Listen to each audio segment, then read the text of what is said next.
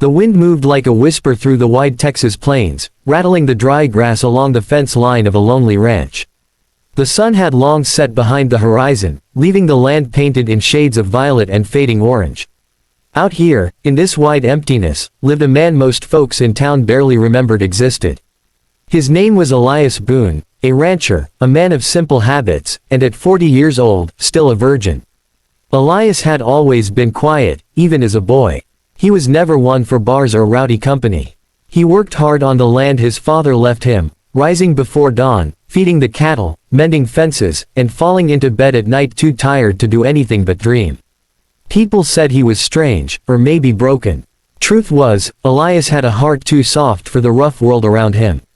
He wanted love, but every time it came close, he stepped back, afraid he'd ruin it, afraid he wasn't enough. 40 years. No wife. No children. Just the creak of the windmill and the sound of coyotes howling in the distance. On his 40th birthday, Elias sat at his wooden kitchen table, eating beans from a can. He lit a candle on the counter, not for celebration, but to chase away the shadows. He looked across the table at the empty chair and whispered to no one, "Guess it's just you and me again." That's when the knock came.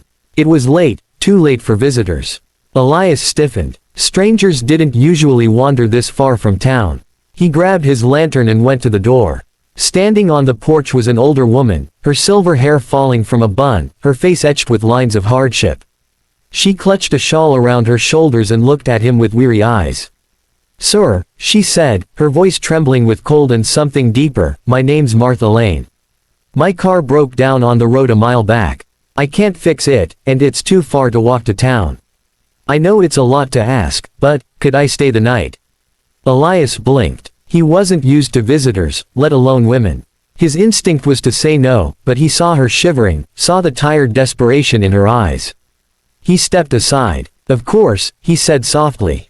"Come in." Martha warmed herself by the fire while Elias made tea. She explained between sips that she was 63, a widow of nearly 10 years. Her husband had been a rancher too, a man who lived and died by the land. Since his passing, she'd tried to hold on, but loneliness pressed against her like the cold she now fought to escape. Something about her story stirred Elias.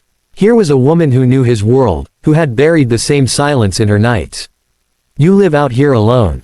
Martha asked, looking around the simple cabin. Elias nodded. "Since my folks passed." He hesitated, then added, "Ain't much company. You ever marry?" She pressed gently. He shifted in his chair, eyes falling to the floor. "Never found the right one."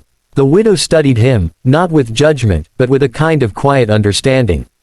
"Loneliness is a heavy burden, son. Heavier than any bale of hay." Her words landed in his chest like stones dropped into still water, rippling through all the years he had sat in silence. That night, as she slept in the spare room, Elias lay awake staring at the ceiling. For the first time, the walls felt less like a prison. There was a heartbeat under his roof that wasn't his own. He realized how much he had longed for this, for someone to simply be there. At dawn, he rose early and cooked breakfast, eggs, biscuits, and coffee. Martha joined him, surprised by his effort. "No one's cooked for me in years," she said softly. "No one's eaten with me in years," he replied. And just like that, they smiled at each other across the table, two broken lives stitched together for a moment. When the tow truck came later that morning, Martha stood by her car, ready to return to her world. Elias wanted to speak, to ask her to stay longer, but the words stuck in his throat. He thought of all the times he'd let life pass by him, of all the moments he had surrendered to silence. Then, as if sensing his hesitation, Martha turned to him. "Elias, may I come back? Not because I need a place to stay, but because it's been a long time since I've felt safe." He swallowed hard. "You'd be welcome here, always." Days turned into weeks. Martha returned often, sometimes bringing fresh bread, sometimes just her laughter. They worked side by side, mending fences, tending cattle, even planting flowers by the porch Elias had long ignored. Slowly, the ranch came alive, not from the land itself, but from the warmth she carried into it. One evening, as they sat watching the sun melt into the horizon, Elias finally spoke the truth he'd hidden for 40 years. "Martha, I ain't ever been with a woman. I never married, never, well, you know." He turned red, ashamed. But Martha only reached out, taking his rough hand in hers. That doesn't make you less of a man. It makes you someone who's been waiting. Maybe waiting for me. Tears pricked Elias's eyes. For the first time, he felt seen, not as the quiet rancher, not as the strange man in town, but as someone worthy of love. Their bond deepened with time. Martha, who had thought her days of companionship were over, discovered joy in giving again.